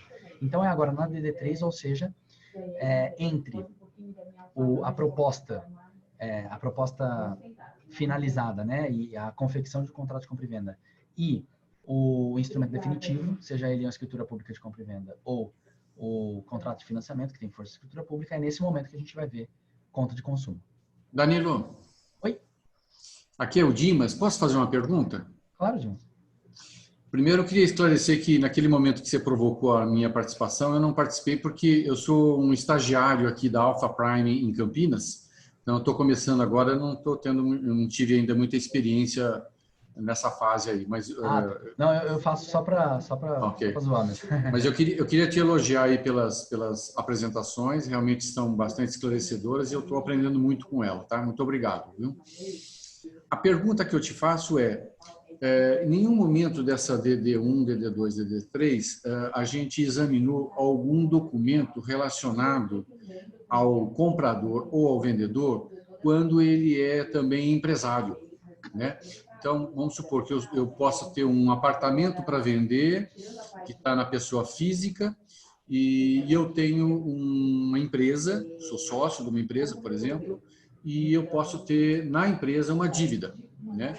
Então, a pergunta é, em algum momento se faz alguma análise da eventual repercussão de dívidas da empresa em cima da pessoa física? Não. Você pode fazer. Mas eu não acho que isso tem relevância hoje em dia. E, em grande resumo, eu vou te dizer o porquê. Primeiro que dívidas de pessoa jurídica não, em nada, em tese, afetam a pessoa física. Existe empresas servem basicamente, assim, um dos motivos do porquê uma empresa existe é justamente a separação patrimonial. Então, para que uma dívida da pessoa jurídica afete a pessoa física, você precisa de um procedimento de desconsideração de personalidade jurídica, que é um procedimento feito dentro do processo judicial e que é complexo, assim, não é só querer, entendeu? Então, é um procedimento que é raro se conseguir, depende muito do tipo de dívida, depende de você comprovar dos autos que a pessoa ela estava fraudando alguma coisa, entendeu? Enquanto empresário, ela estava se utilizando do objeto social da empresa para operar com outra natureza de operação comercial, enfim, é bastante complexo. Então, isso é o motivo número 1, motivo que não são raros, eu diria, raro não é a palavra, mas não é comum se conseguir uma desconsideração de personalidade jurídica. Isso, número 1. Número 2, tem uma questão de timing, entendeu? Se a pessoa já tiver sendo afetada por uma dívida da empresa, na DD2 a gente vai pegar, porque a gente vê o CPF dela. Então aí a gente tem um problema de timing, porque se a pessoa ainda não tiver sendo afetada, tipo, como que eu vou saber isso? E tem outra questão também, Dimas, tem mais 2 pontos. Terceira, é uma questão de fazer uma análise da empresa é um negócio quase impossível, cara. Especialmente dependendo do tamanho da empresa. Vamos supor que, de novo, o cara é sócio da Rodobens, entendeu? Uma empresa de logística, que tem, sei lá, 500 ou 600 funcionários e fatura 200 milhões de reais por ano. Cara, eu conheço ela, de São José do Rio Preto. É impossível. Como que você vai olhar as certidões da Rodobens e com aquelas certidões, chegar numa conclusão se os sócios estão em risco ou não, de verdade? Você vai olhar no Tribunal de Justiça, óbvio que vão ter dezenas de processos trabalhistas, porque é normal, uma empresa grande tem. Então, assim, é meio inútil na prática, entendeu? Porque o que você quer fazer quando você analisa isso é eliminar a possibilidade de vender o imóvel de um empresário que tem uma empresa grande. Porque é claro que uma empresa grande tem um monte de coisa na justiça, né? E é claro que ela vai ter algumas situações trabalhistas, etc. Tipo, tenta tirar uma certidão do Bradesco pra você ver. Porra, de trabalhista o Bradesco deve ter milhares. Isso quer dizer que o Bradesco está quebrado ou falido? Isso quer dizer que o sócio do Bradesco não pode vender o imóvel dele? Não. Então é meio inútil, entendeu? Tipo, a que conclusão você vai chegar quando você identificar que a empresa tem dívidas? Você não sabe o patrimônio, você não tem balancete, você não sabe o ativo, passivo, entendeu? E tem um último aí ponto que eu diria a cereja no bolo de tudo isso é essa lei de 2015 que diz que presume-se a boa-fé do comprador quando ele analisa a matrícula e na matrícula não tem nada. Entende? Então, eu somando todo esse contexto aí, eu lhe digo, besteira. Besteira. Desnecessário. Sabe quando que você vai analisar isso? Tem uma expressão que é a fumo bono iuris, em latim, é a fumaça do bom direito. Tem uma expressão ao contrário, que é a fumaça do mau direito. Que é tipo assim, quando tá cheirando desgraça, entendeu? Conversa tudo errado. Tipo, tudo que o proprietário fala, cara, esse cara é um picareta. E aí você começa, tudo que você puxa dele é um monte de picareta. Picareta não é a palavra, né? Mas assim, o cara tá enrolado, entendeu? Tá enrolado, você puxa a certidão pessoal, tem um monte de processo, dívida de condomínio.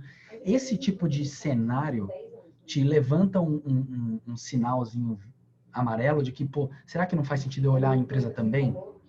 Mas veja que é um contexto sintomático de caos, entendeu? E não assim, utilizar disso um processo. Eu acho que tem que ser super excepcional. Tipo, cara, o contexto aqui desse caso tá me cheirando merda. Deixa eu analisar a empresa dele também. Tudo bem? Então veja que não é uma resposta tão definitiva, mas em regra geral eu diria, desencana. Isso aí, hoje em dia, não parou de fazer sentido já. Tá?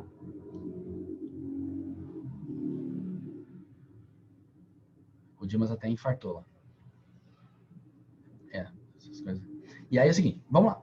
Então, para finalizar, galera, a gente vai pro... Então, assim, a DD3 não é uma coisa exatamente, é uma fase, é um momento, né? Porque a DD1 é uma coisa, é a inspeção documental, enfim, que você faz antes de apresentar a análise comparativa de mercado. A DD2 é também um produto, por assim dizer. É uma análise de documental que nós fazemos e geramos um relatório tão logo o agente nos submete a documentação. A DD3 já é um pouco diferente, ela é um momento, ela é um período. Ela é um período entre a proposta finalizada, né, a proposta finalizada e a necessidade de se elaborar o contrato de compra e venda e a assinatura do instrumento definitivo, então várias coisas são feitas aí nesse meio. E agora a gente vai para a DD4. O que é a DD4? O quarto momento de diligência documental. Nem tudo aqui é de fato diligência documental, tá?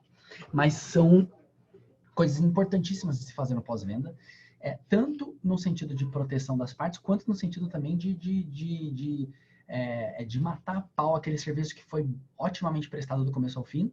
E neste momento, o que o mercado mais tradicional faz? Depois de receber a comissão. Faz uma coisa muito bonita, que é isso aqui está à sua frente, isso aqui está às suas costas. Ele faz assim, vira as costas e vai embora. É isso que o mercado faz. Dane-se o que acontece daqui para frente.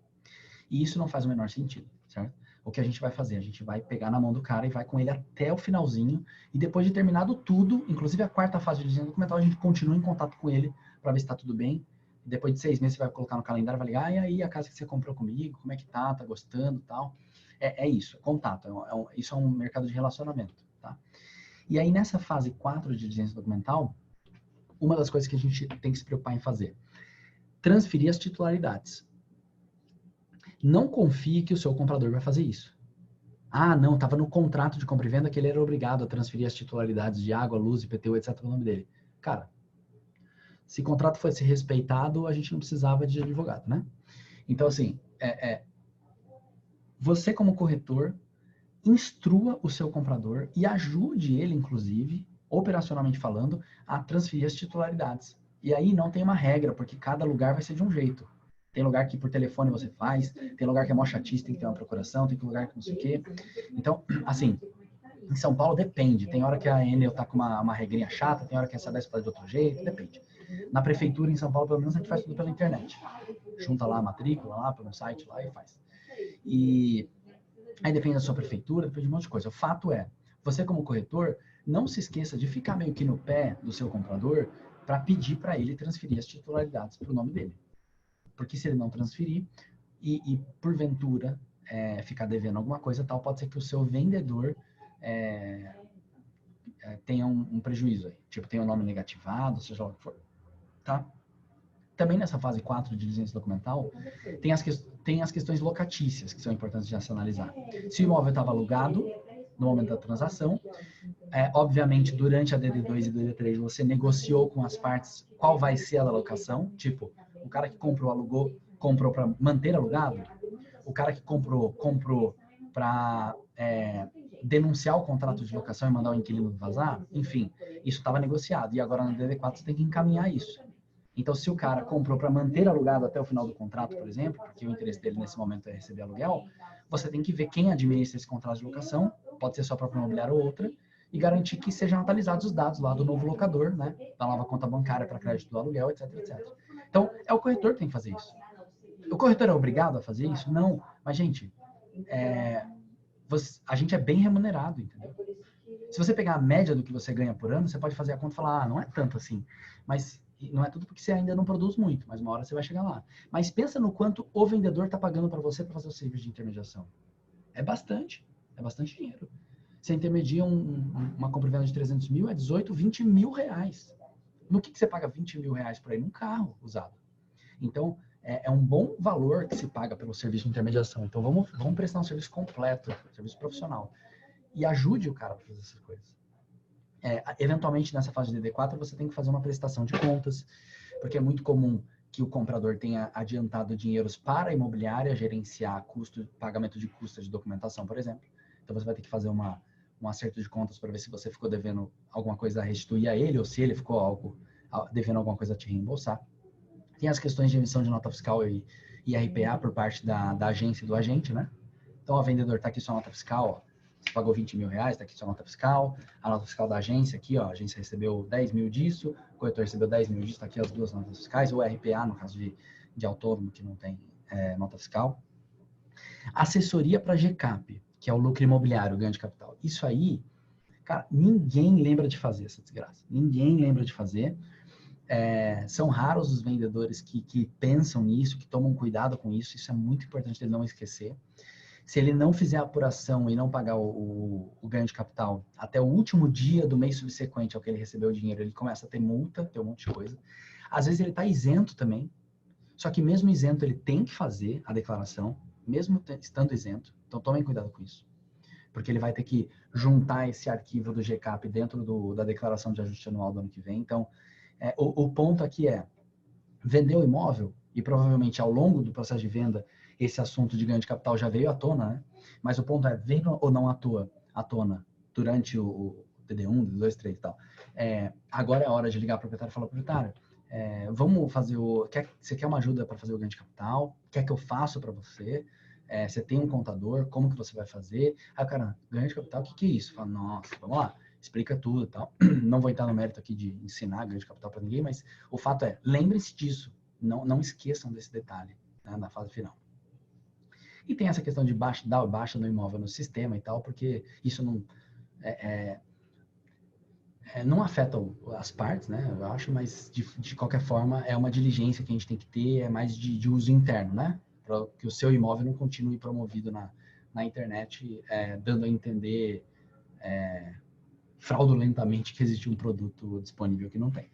Então, é uma diligência mais do ponto de vista interno, mas que também é importante de não esquecermos de fazer agora na DD4.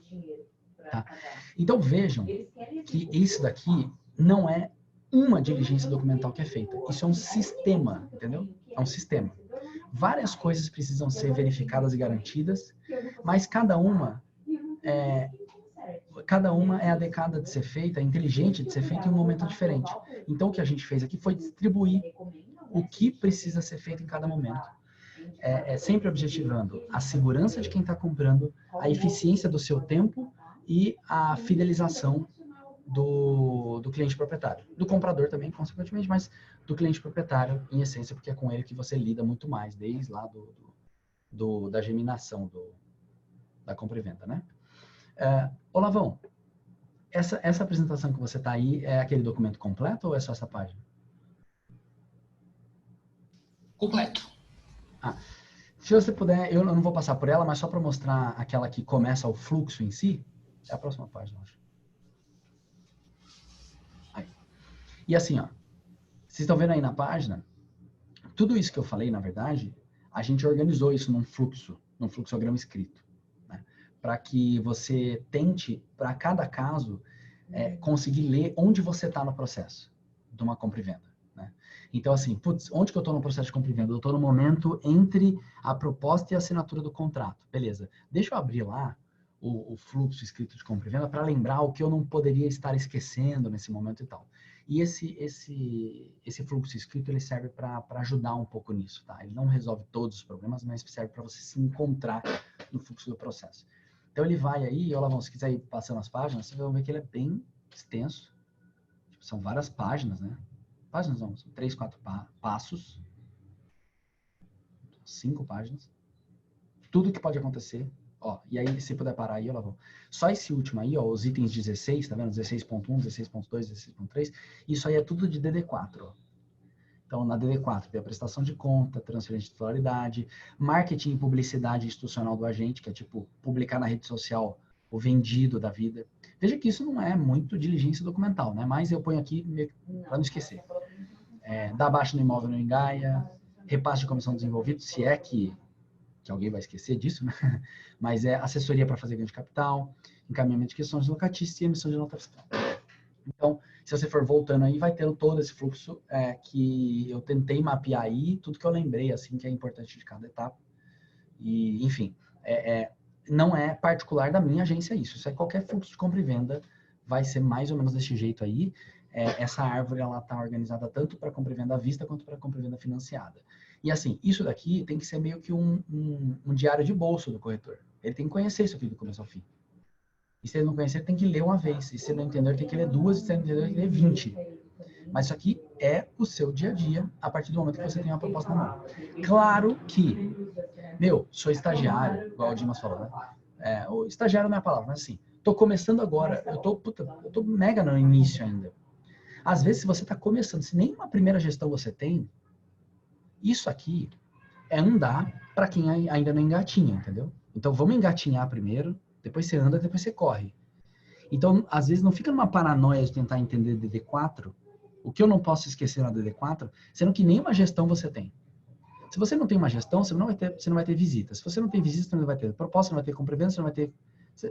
Você nunca vai chegar numa DD4 se nem a ACM você está apresentando. É importante, desde o primeiro momento, você entender esse fluxo inteiro aqui, porque às vezes, inclusive, ter maturidade sobre tudo isso te ajuda a captar melhor, né? Porque o vendedor vai sentir que você sabe do que você está falando. Assim, você tem autoridade sobre o assunto. Mas não encane também, entendeu? Não encane. Agora, quem já tem gestão andando, quem já começou a receber proposta imóvel, quem já tem compra e venda rolando, aí você sim é um belo de um candidato para conhecer isso aqui de cabo a rabo, item a item. E, não entendi a linha tal. Me pergunta. Me pergunta porque vocês precisam entender esse documento aí do começo ao fim. Tá? O Chang está perguntando aqui se tem acesso ao fluxograma. Claro, cara. Só tomando cuidado, a gente manda aqui, tranquilo. Ô, Lavão, será que a gente pode mandar o... Tem um link aqui, né? Você pode mandar aqui o link aqui no chat, pessoal? O link do... Nem é provável. Tá lá no Linktree. A gente subiu na internet, só pra achar. Só tomem cuidado que é o seguinte, aqui nesse documento tem alguns links que quando você clicar vai abrir uns formulários que são formulários nossos aqui da nossa agência, tá? Então, não vai me submeter uma captação, sei lá, de Jundiaí pra gente aqui fazer DD2, porque aí você me deu uma captação de presente, brincadeira. Mas só toma cuidado que tem alguns formulários aí que são próprios da minha agência, tá? Inclusive o Power Forms para assinar contrato de gestão. Ô Lavão, esses dias chegou um contrato de gestão que o cara estava submetendo, que era uma captação lá de Manaus. Porque o cara pegou esse fluxo aqui nosso e tipo, é aqui que eu assino o contrato de gestão e pau. Então, assim, cuidado que esses formulários aí tal são nossos da agência aqui. Mas o fluxo como um todo, acho que se aplica a qualquer compra e venda, dentro da Remax ou não, é feito de uma maneira bem genérica isso aí. Danilo. Oi? Eu gostaria de agradecer a apresentação. Eu vou pedir depois para o Olavo mandar aqui para a gente na Alpha Prime, mas eu queria reforçar aquilo que você falou no início. Nós não somos pedintes assim dessas informações todas porque somos chatos. Nós vamos parecer para os clientes, vão ser percebidos pelos clientes como realmente pessoas especializadas e diferentes da média do mercado, né? Então, realmente, esse cuidado todo, essa diligência toda vai ter um apelo comercial, de imagem muito importante, muito legal. Muito obrigado e parabéns aí pelo fluxo, viu? Legal, legal. É isso aí. E assim, a percepção do cliente sobre você ser chato ou ser profissional depende da sua abordagem, na verdade, né? Porque a mesma pergunta pode ser feita de forma a que o cliente enxergue você como um profissional que está fazendo o seu trabalho ou uma pessoa impertinente, né? Então, tudo é a postura. E a gente tem que saber equilibrar profissionalismo com também empatia. Então, você perguntar, sem a matrícula do imóvel, eu não consigo apresentar uma ACM para o senhor. Se eu ouvisse uma dessa no corretor, eu ia falar, então faz o seguinte, então não apresenta essa porra, eu nem sei o que é essa ACM aí, sei que se dane, entendeu? Agora você fala o seguinte, olha, eu posso me enganar com relação ao preço do seu imóvel se eu não puder dar uma olhada no documento dele. É até público, tal, eu poderia correr atrás, mas é que se o senhor conseguir me adiantar essa matrícula, facilita a nossa vida e quem sabe eu posso até identificar alguma coisinha que a gente já tem que resolver para que a venda saia muito mais rápido depois. Sabe? Você está pedindo a mesma coisa, mas de um jeito muito mais leve.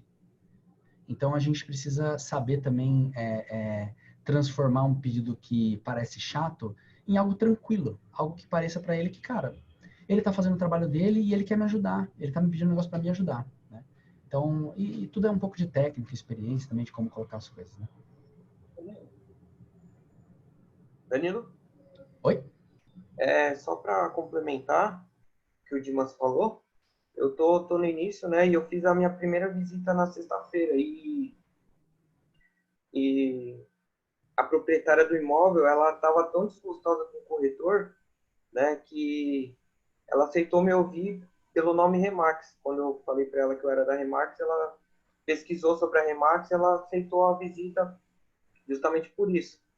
E aí, realmente, quando eu falei para ela que eu precisaria da matrícula para poder fazer uma avaliação, tudo bonitinho, direitinho, ela mudou totalmente o jeito dela pensar, né?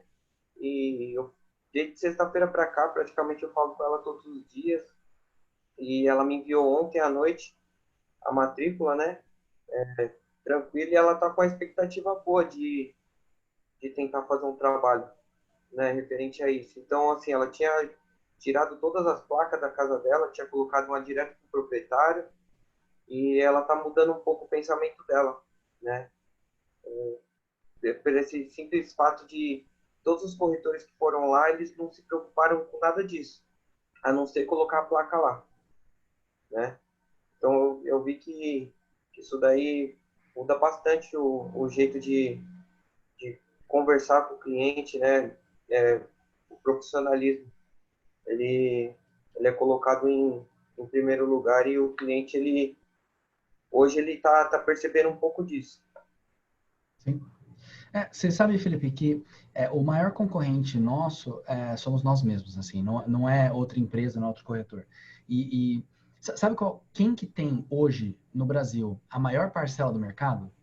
Tipo, quem que mais vende imóvel no Brasil? Quem que você chutaria que é? Assim, em termos de parcela de mercado, market share mesmo. Eu não tenho muita ideia, né, que eu tô começando agora, mas o que eu vejo bastante anúncio é Sei Lopes. Se somar todas as gigantes, gigantes eu digo assim, né, em termos de volume, Lopes, Coelho da Fonseca, Lelo, Remax, blá, blá, blá, blá, blá, Casa Mineira, Cipa, Thaís, Foxter, todas as grandes imobiliárias do país, não chega nem perto do maior vendedor de imóveis do país, que é o próprio proprietário direto. Mais de metade dos imóveis do país são vendidos direto. E eles são vendidos direto porque o proprietário não vê valor no trabalho da intermediação imobiliária. Nos Estados Unidos eles chamam isso de FSOB, For Sale by Owner.